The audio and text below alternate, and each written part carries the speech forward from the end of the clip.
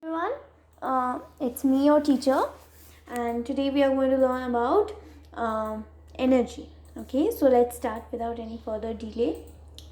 And there's been a small change in your schedule that's given in the description box below. You can get all the there's a small change in your schedule.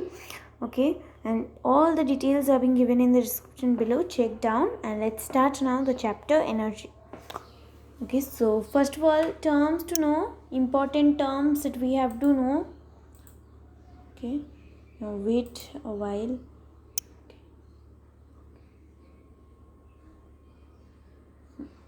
Now, work. The action performed when the force displaces a body on which it acts in its own direction. Now, what is the formula of work? Work is F into S. That means work is force into displacement. So, when the action performed by a force displaces a body, okay, on which it acts in its own direction is known as work. Okay, there can be positive work, negative work. Okay, so better you cut down this part in its own direction. Better you cut down this part. Okay, so on which it acts, till that only you will write on which it acts. Okay, so what is the definition? The action performed by the force when it displaces a body, okay, on which it acts. Okay, nothing more than that. Okay, now now what do we generally think as work? We think that work is what? Work is something which work is what, like reading. Okay, we say that yes, I am doing work, I am studying. Okay, but that's not work. Okay, also if a coolie is carrying a very heavy load on his head and standing, that's not work also. Okay, so in this case zero work is formed. But if I move around and then I'm talking to you by moving, okay, I'm moving now, okay, and I'm talking to you by moving, so that is work. Okay, and if I sit down at a place and then I'm talking to you while sitting at a place, then it's not work. Okay, so everything that moves does work. The thing which doesn't move does not do work. Okay, so I hope you understood.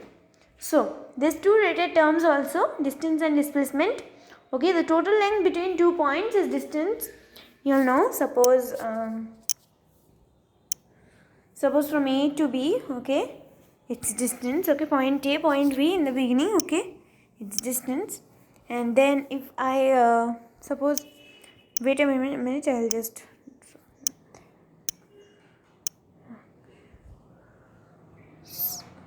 it's a rectangular path, you can see this. Okay, now for example,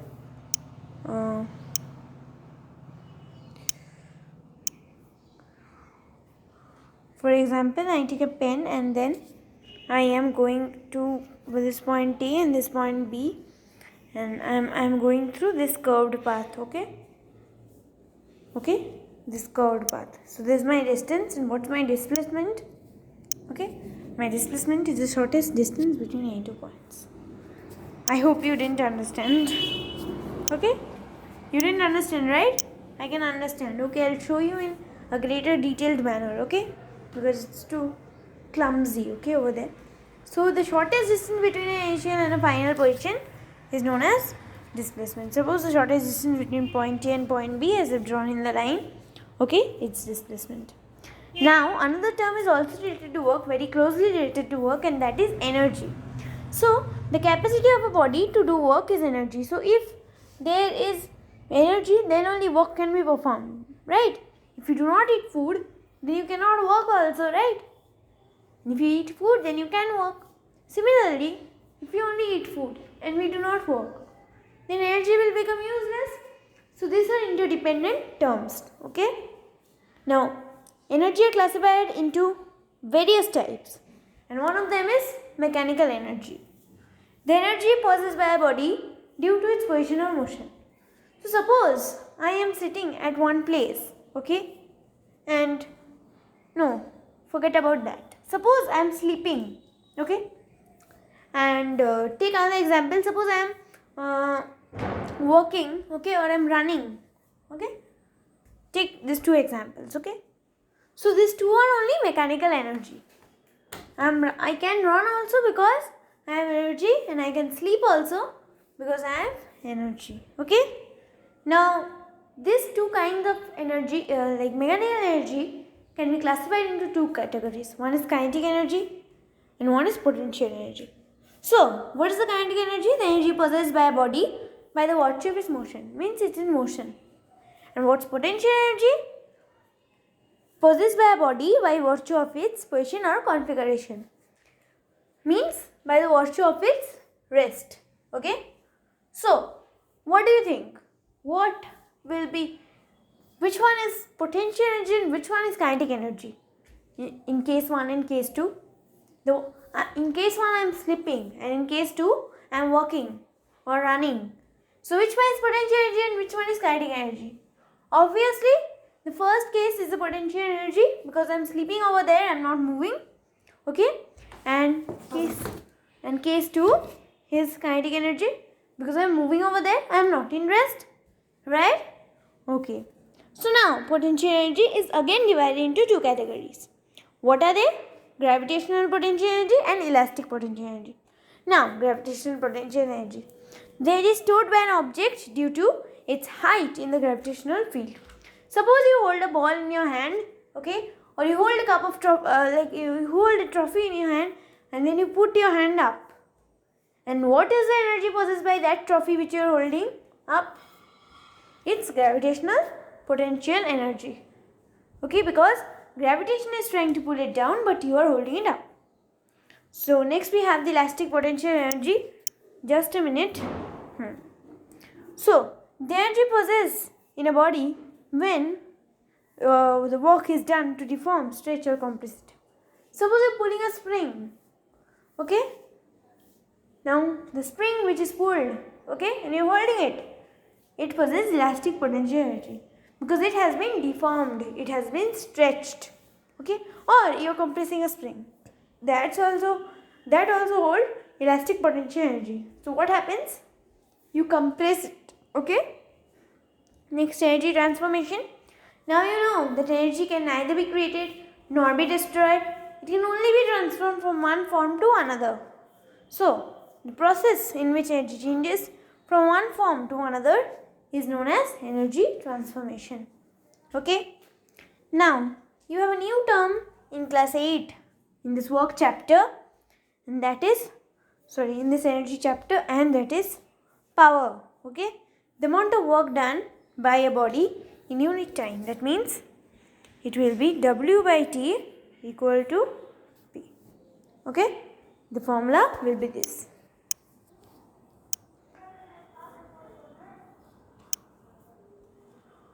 Okay, now let's go to at a glance.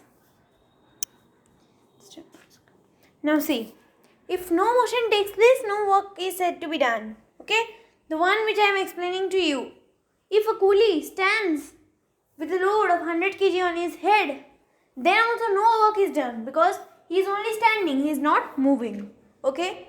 Now work is 0 if the motion of the body is normal to the force, okay.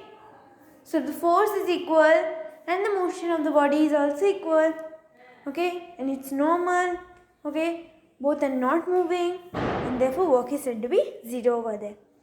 So the amount of work depends on two factors, magnitude and distance, and both are directly proportional because W equal to F into S, okay, and both are directly proportional. Now distance is a quantity with magnitude only, whereas displacement has both magnitude and direction. So distance is a scalar quantity and displacement is a vector quantity, right? Next, the work done by a force can be calculated using the following relation. Work done is equal to force into distance moved in the direction of the force, that is displacement. It has magnitude as well as direction, okay. F into S. S is the symbol of displacement, okay. So this is only This is only written over here. Okay. The SI unit of work is joule. And what is 1 joule? 1 joule is 1 Newton into 1 meter. Okay. Now 1 joule of work is said to be done when 1 Newton of force acts on a body and moves it by 1 meter in the direction of the force. 1 Newton force, see, 1 Newton means force, right? Meter means displacement. Okay, F into S, you get the same direction. Now see, another unit of work is kgf meter. Okay, another work is kgf meter. Okay, so the more of the energy content in the body, greater is the capacity to do the work. Okay, so more we have energy, more we can do work. The various units of energy are joule, calorie, erg, electron volt, etc. But the SI unit is only joule. Now 1 joule is the amount of energy possessed by a body when a force of 1 Newton moves it by 1 meter in its direction. Same as the equation of work. So now there are various kinds of energy: heat energy, mechanical energy, chemical energy. Okay, and one type is mechanical energy. So they are divided into two types. What are they? Kinetic energy and potential energy. Now the factors, okay, in which kinetic energy depends. Let's see over here.